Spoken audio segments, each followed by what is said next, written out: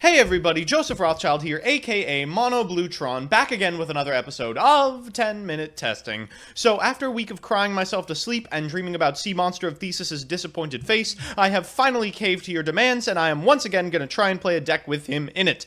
That deck is one of my old favorites, which has begun to once again make a splash... Get it? Like a sea monster. ...in the meta. I am talking about Kozmo. So, here's the list. Now, there's actually very little nonsense in this deck, but I'll still pretend that I'm a cute and techie deck builder despite showing off a pretty well-tuned and powerful deck. I will give you the classic overview of the strategy, a discussion of what I hope the deck can do, and, of course, the old card-by-card. So, for those of you who don't know, Kozmo is a deck from a simpler time when main decks mattered.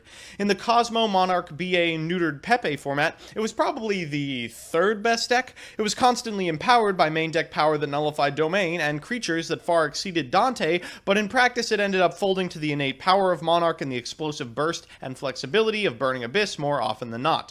A mashup of the Wizard of Oz and Star Wars, Kozmo have a tag out ability where their low attack psychic type monsters banish themselves to special summon larger ships from their hand. Add in some busted field spells and sweet combos and you've got a pretty good deck cooking. And while the ban list was certainly unkind to our rebel scum, I will show you the power of this fully operational battle station!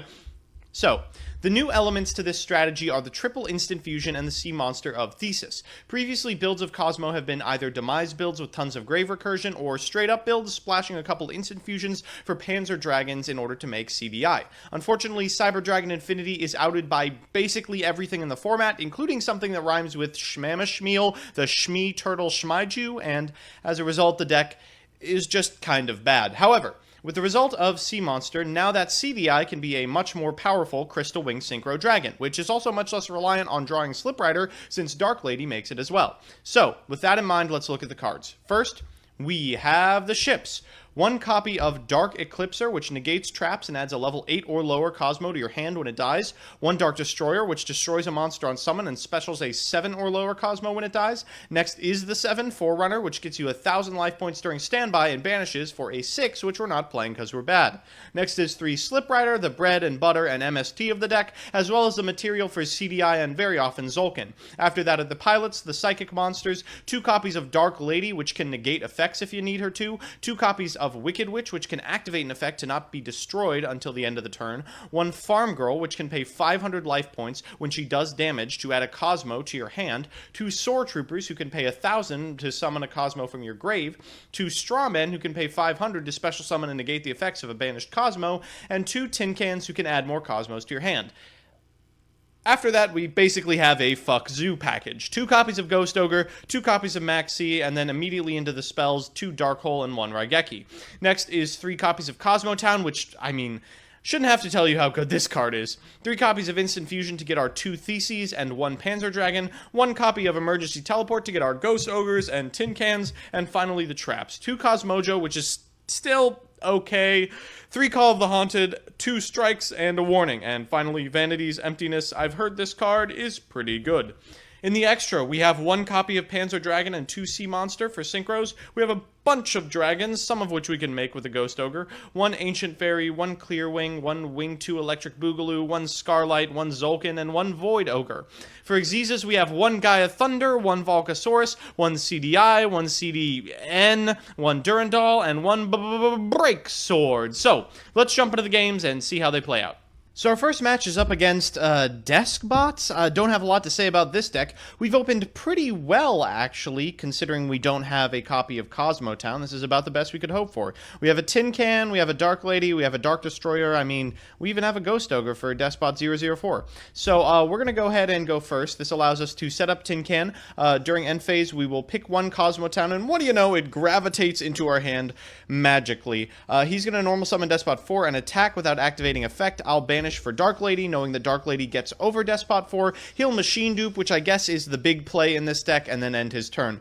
We're going to go ahead and play our Kozmo Town, which he immediately Twin Twisters. I think not because he wants to destroy Kozmo Town, since it doesn't work like that, but because he wants Glow-Up Bulb in the graveyard. So we're going to go ahead and get another copy of Kozmo Town to our hand, then normal summon Sword Troopers, get back the Tin Can, shuffle a bunch of cards back, and draw into some Disruption. He's going to activate 1 4 effect, I'm going to negate it, and then I figure, well, that's, you know, just about about the end of the battle phase for me. I'll set this one card and end my turn. During his turn, he's going to attack into Dark Lady, use Despot 4's effect. I'll instantly negate it. He thinks he's going to be able to use the other Despot 4 to kill it, but I'm going to banish for Dark Destroyer and destroy it before the effect can activate and win the duel. So for our second match, we're up against some poor, unfortunate soul who's trying to play with Dark World Brainwashing. I'm just sorry, it's not very good. We've opened pretty poorly for normal Kozmo, but actually pretty well for the version we're playing today. We can banish this Sword Trooper to summon Slip Rider, and then use Instant Fusion to get Sea Monster, make Tzolkin, set this Vanities, and get a Crystal Wing. Hopefully that's enough to win the entire game. We'll see. Well, let's start by executing that plan, make Slip Rider, get Theseus, send them both to the graveyard for Tzolkin, set this Vanities, and get Crystal Wing. And that's pretty good. Our opponent is going to just pass back, and I'm thinking, okay, well, that bodes very well for us. We don't really draw into anything we can use, but 3,000 damage is 3,000 damage.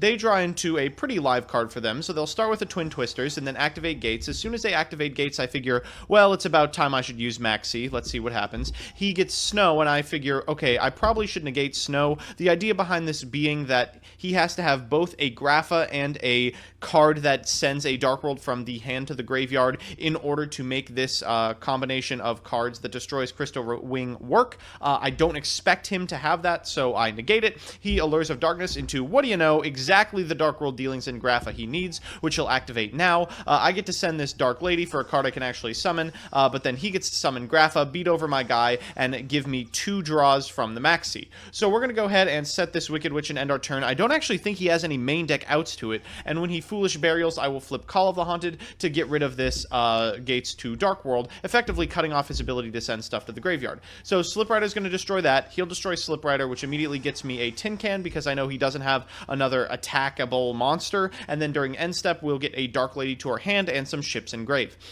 During our main phase, we're going to flip up Wicked Witch, use Sword Trooper's effect to get back a Dark Lady, banish the Sword Troopers for Dark Lady, and I'm trying to think what 5 is the best here, and I think I land on Volcasaurus, the idea being that he does the most damage, and bringing my opponent to 500 life points is probably better than anything else I could be doing. So we'll hit him down to 400 and end our turn, then add a copy of Slip Rider at our end step. Here I get massively outplayed. He's going to normal summon Brow, return it for Grapha, attack my 0 attack monster. The obvious play is to let that attack continue, but instead I banish it for Slip Rider, causing a replay to occur, allowing him to go over the one, the only Volcasaurus, and leaving me with no possible way to destroy Grapha. However, because I'm the luckiest man in the entire universe, I draw an Instant Fusion off the top, and making Cyber Dragon Infinity is just enough to win the game. So for our third match, we're playing against Zodiac. I mean, you knew this day was coming. We can't avoid it forever. We have a pretty good opener, I suppose. We have pilots and ships, and most importantly, a Maxi. The Kozmo Town's also incredibly nice. Our opponent gets to go first, which is unfortunate, and they do have a lot of really sexy includes, like this needle ceiling. It's not particularly good against me, but I really like the idea that Zoo is trying to tech out for the Zoo Mirror with, like, double Dark Hole, 1 Regeki, double needle ceiling. I think that's hilarious. So my opponent gets to go first, and upon summoning Mulmurat, I immediately send this Maxi from my hand to the graveyard. He's going to do the small combo, just getting Broad Bull and Whiptail to his hand, and then Drident, and setting 3 and passing back. I get to draw a Dark Lady and a Dark Destroyer off of that, so I'm feeling okay about it. Let's go ahead and fire off this Kozmo Town, shuffle a bunch of cards back, leaving enough for a Pilot and a Dark Destroyer, and we get actually a lot of good disruption. So we'll go ahead and attack this Drident. He'll use the effect. I'll use the effect of Wicked Witch in order to prevent her from dying. He'll use the effect of Ghost Ogre and Snow Rabbit to destroy my Wicked Witch, and I'll tag my Wicked Witch out for a Dark Destroyer. I will immediately destroy the Dark Destroyer, and then get out a Slip Rider, and then destroy my own Kozmo Town, and then realize that really the best card I could have here is probably a second copy of Kozmo Town regardless. So we'll go ahead and Dark Hole at end phase, just so I can get a Tin Can out, make sure that I have the ability to use his activation, and, well, you know, just plus. So we'll add this Dark Destroyer back to our hand, activate the effect, and end our turn, getting a Dark Lady to our hand. Our opponent is going to go ahead and Dark Hole, which is not great. I'm going to banish for Dark Destroyer first, so I at least get to banish for a Slip Rider, which I can use to destroy another one of his spell or trap cards. I hit the D barrier and think, oh, well, not like that was really doing any good against us. He's going to normal summon Whiptail and then immediately go into Wild Bow. I'll Solemn Warning at this point, which allows him to activate Seasonal Direction because he now has 5 in his graveyard. He draws a card, and what do you know? It is Takatomborg, the old reliable. He sets this Solemn Strike, and at end phase, I'm going to get back Slip Rider and destroy the card he just set, and he decides to concede. So we're back with the deck, and hey, that was pretty good. It really held its own versus Zodiac. I mean, we're playing enough hand traps to interact with people on either turn, and we actually have space for board wipes. The Kozmo engine was just so gutted by the Dark Destroyer to 1 and the Emergency Teleport to 1 that now we can just do whatever we want with the remaining slots in the deck. I really like this strategy, and I'll come completely clean with you. This isn't a homebrew, obviously. There are put-up results for this deck, so maybe in the coming months it'll be a player. I certainly think it will be if a ban list forces another good strategy out of the meta, but even regardless, it might still be good enough. So that's that. I hope you enjoyed my Theseus appeasement, and if you want to see me play the decks I make on this show on stream, I'm on Twitch every Monday and Wednesday from 9:30 to noon Eastern Standard Time. Sorry for my absence this Monday. I had giant computer problems that I had to work out today. Finally, if you want to see me play a certain deck or archetype on a future episode of this show, let me know in the comment section below, and I will do my best to accommodate you. Otherwise, I will see you on Thursday.